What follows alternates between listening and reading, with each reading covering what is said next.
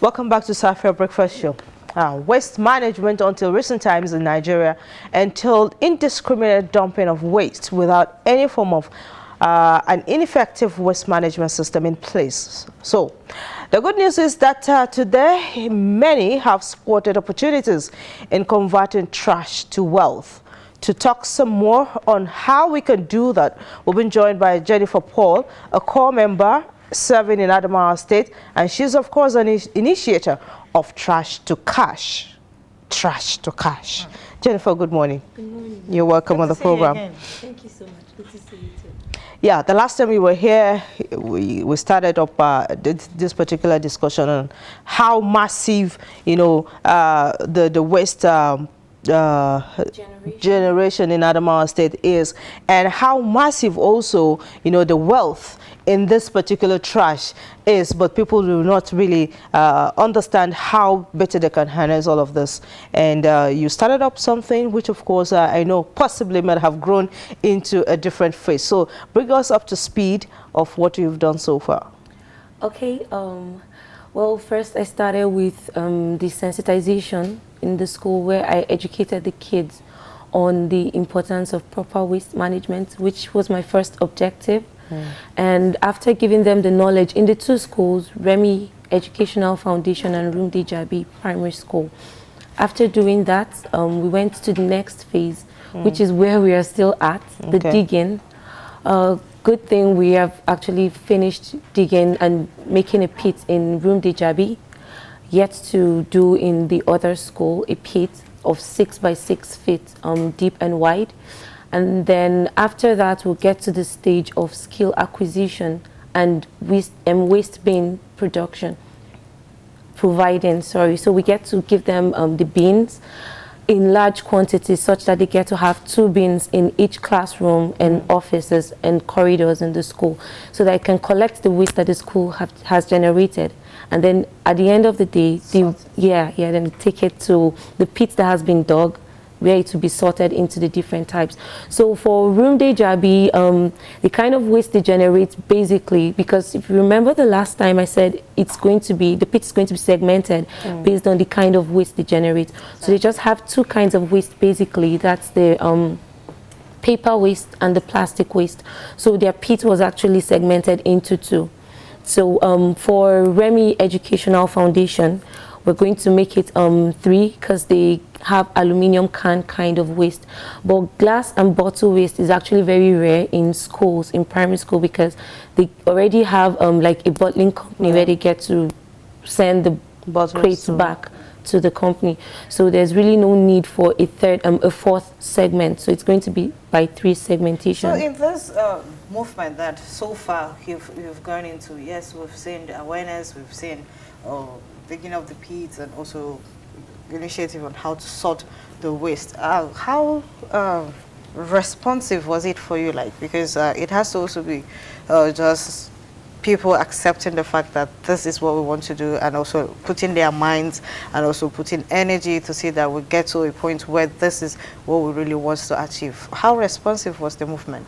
Okay, yeah, for the digging, I would want to say 101 big thank you to the head teacher of Room Dejabi Primary School. He's been extremely supportive. His staff have been awesome, and the community, they've been very helpful. It got to a point where I was very confused, because I was out of cash. I had put my money in it, but then I still needed extra hand. And the kids around there, they came from time to time. They were like, "Auntie, and they just helped to do some of the mixing of the sand. So it really showed a huge concern, because if you're trying to do a project, if you're trying to carry out a project, and the people you're bringing it to don't really understand the worth and value of it, it's very possible for them to just demean it and make it look like it's nothing. But then they appreciate the work, and they understand that that pit is actually not just a pit, but it's a wealth bank for them. So they really, really have been supportive from their side. Then from the sponsors, it will really be nice, and I'll still ask again, we're soliciting more sponsorship because we're out of funds. But this project is something that we're doing with standard, world standard. So it's not something that won't last. It's something that would stand the test of time. and they should really be a huge part of it because it's something that is promising for each school. How consistent do we get to see this? Because you're serving, and after service year, it's either you retain or you go to the wider world to be in search of what to do next. So what if you leave, or if you're still around, how do you intend to still carry on the project? Oh, well, I'm glad the first thing that pushed me to this project is passion. So I'm glad to stay a little extra and more. If I mean, the support I got from the school blew my mind. If they really didn't appreciate it, maybe it would have drained me morally, and it would have drained my motivation. But the fact that people come, even people I don't know actually come, and they're like, wow, I want you to come and at least talk to my kids about this. So it shows that there's actually a need. I saw that need, and that's what actually planted it in my heart to do the work. So as I've started now, I don't really see myself leaving anytime soon. I want to do this work because kids are like everything. If you give them a good foundation, they actually can grow up to be good leaders for tomorrow by understanding what they've been called to do. Anyway, welcome to Adamawa. Thank you so much. She's not leaving anytime Thank soon. you. I'm not being sarcastic about this. I'm being serious. Thank you. Now that you're so focused in doing this, yeah, we can see what you're doing on the screen right about now. Now that you've been so focused in doing this and hoping that it's going to get all the necessary attention, like the school is giving you, are you scared of an earthworm? I almost fell in, actually. I didn't know how to enter. So it should go beyond the school. Yeah. It should go beyond, you know, the school only generates possibly 0.000% of, you know, the trash or the waste. Very true. The whole state generates. So, do you intend to push further than just the four walls of the primary schools you've visited and all of that? Where do you intend to take it next? Yeah, 100%. I actually have Adamawa in mind as the main target. But starting small is like my main aim with the kids. And if that standard is gotten, of which we're already working at it, once that standard is gotten, I want it to be in every community, in every street. So all the indiscriminate dumping we see along Bank Road, there would have to be a pit for that area. So for each zone, we're going to make a pit. But then we're just starting small with the school so that it's easier to manage with regards to the kids.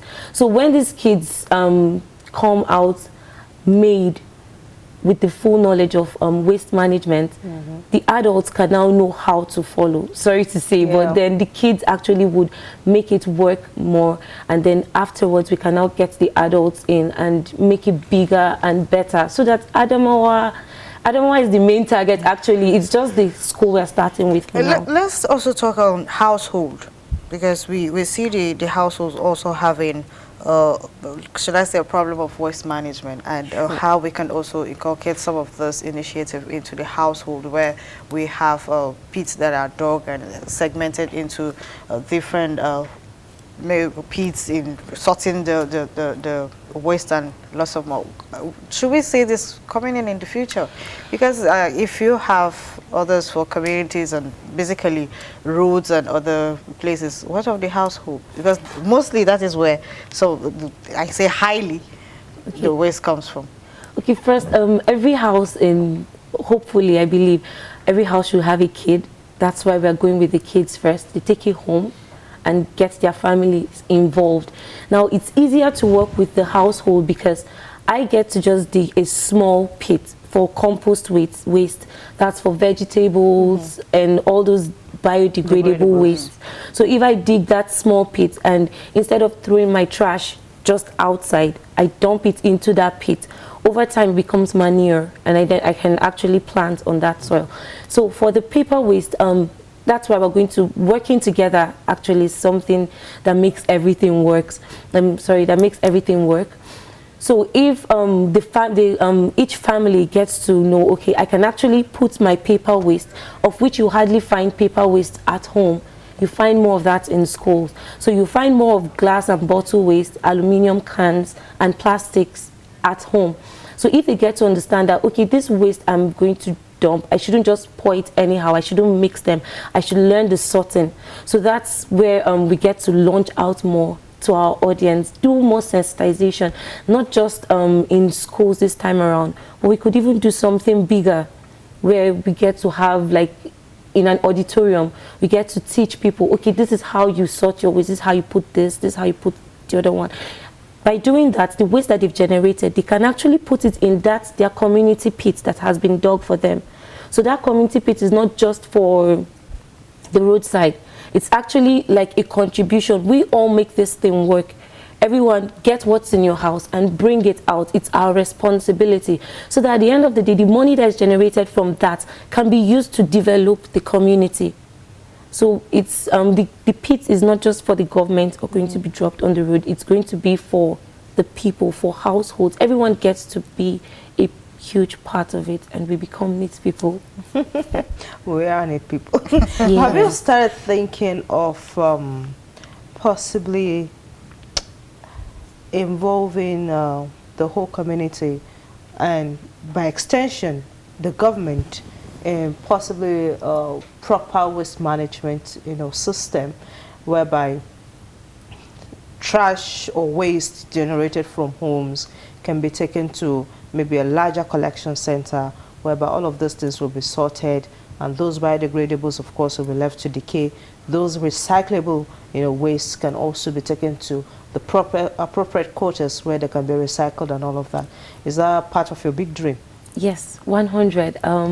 The government, oh my God, like, they have a huge part to play in this, because a lot of individuals have actually supported. But as an individual, what I'm earning might not be so much, so I get to give you from the little that I'm earning. So that's how it's been so far with them supporting.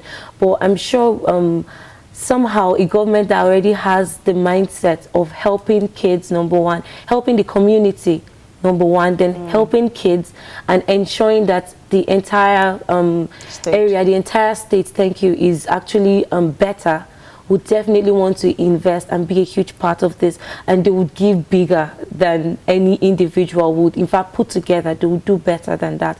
So I'm really soliciting support from them, and then hopefully, definitely, we get to manage together everything we've generated. So speak to us about the picture we see on the screen right there.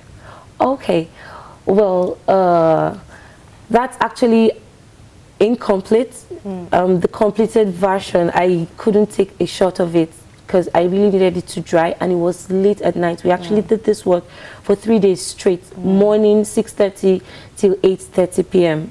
So in fact, we had to edit one to like make it bright so that it doesn't really show dark.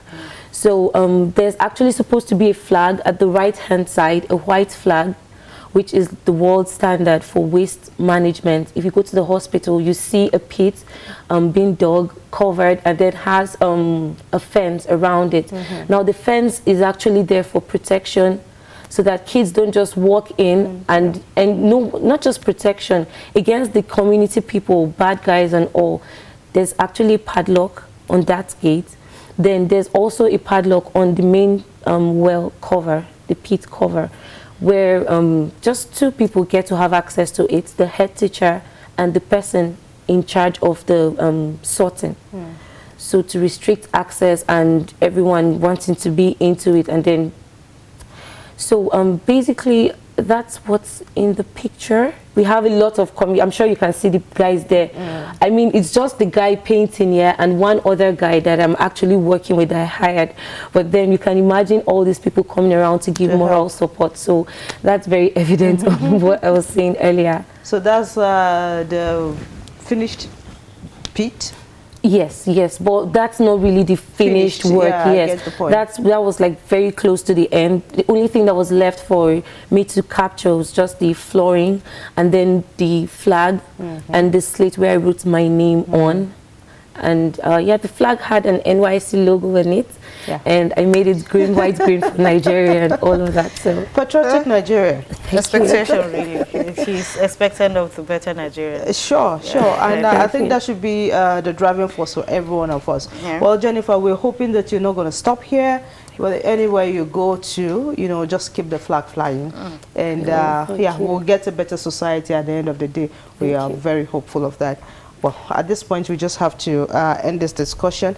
And we hope to see more of you and the success, of course, on this particular project. Thank you so much. I would be glad to come every time to give updates. Thank you so much for having me. The earth will love it. And that has been Jennifer Paul, a core member and initiator of Trash to Cash. She talked on the importance of converting waste to wealth. If you would ask me, I would say that's the best way to go. That's really the best way to go. The Breakfast Show returns with entertainment. But first, enjoy this song together by Soji Aina.